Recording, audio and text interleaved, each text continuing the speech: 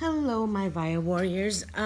So today we are going to be doing the heart wrap, and since I couldn't decide which one I wanted to wrap, I pulled out three hearts. This is a gorgeous, gorgeous labradorite with some gold hints, so I thought this one would go really well with the vintage bronze parawire, which is this one right here. So the vintage bronze parawire's got some gold tinge to it, sort of like a dusky brown. So we are using the 21 gauge half round and the 21 gauge square.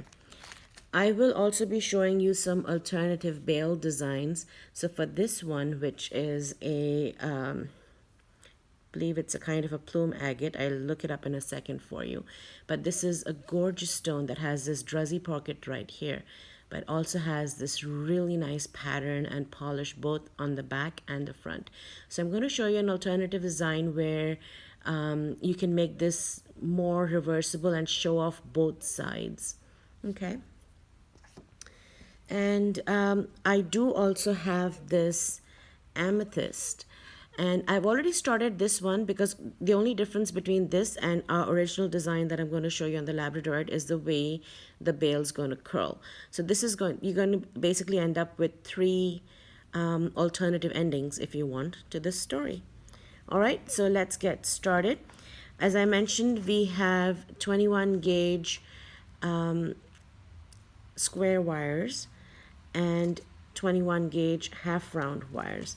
The length of the wire, the way I've explained it in some of my previous tutorials too, is the way I check how much we need for the wire is to go around the perimeter of the stone twice and then add a couple of inches for the bail and a little extra for what design you'll be making.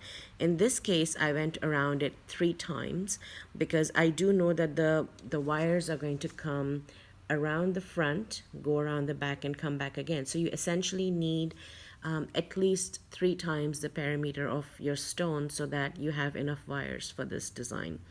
How to measure it, you can either have a piece of string or scrap wire or yarn, measure that out, or what I like to do is to either roll the stone against the wire, or I have markings over here at the end of my mat. They're all an inch marking. I start at the tip, move around through the cleft, come around, and then just roll that to the amount that I need. So I rolled it 3 times and came up with the length for this wire.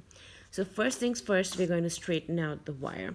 Okay, I'm going to zoom this in a little bit. The tools, really quickly, we have our cutters. We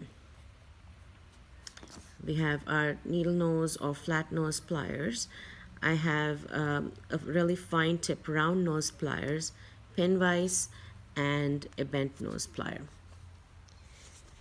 All right, these wires are really soft and they were really smooth on the spool. So all I really need to do, I don't need the nylon jaw pliers. You could use it if you do, but this one is just smooth enough, doesn't have a lot of kinks, and just running it through my fingers a couple of times will warm it up and straighten it off enough to what I need. Okay, so just going to straighten these out.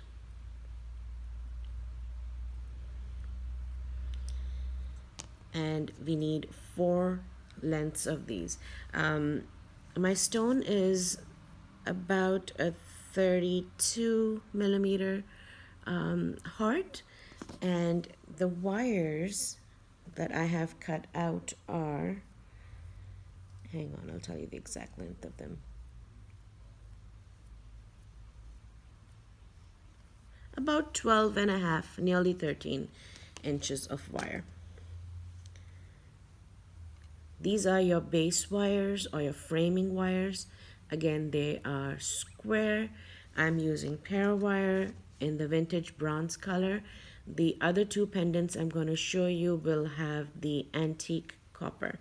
This just has a bit of a golden brownish tinge to it, like a honey gold, and the antique copper has this really nice warm copper color. All right, once we have this, we're going to stack the wires one on top of the other, and this is what you want. You want them to be sitting approximately going in the same direction, close, just like that. We want about, I'm going to show this to you for reference, about 1/2 inch of binding on each side of the tip of that heart.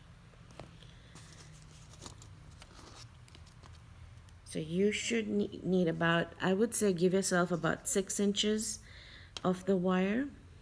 That should be good. Now, this wire has a rounded tip and a flat side. So the way the light catches, this wire is a little bit too big for me to keep doing this.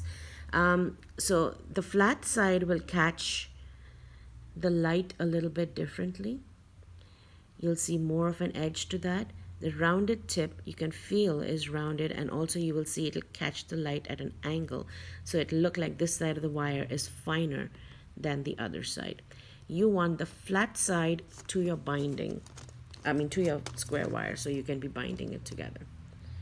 All right, just going to turn that so they all sit nice and flat next to each other. You start roughly about maybe a 1/2 inch on the off the center, because you need about a 1/2 inch on each side. Give yourself about 3/4 of an inch of a tail to hold on to, and you go up and around.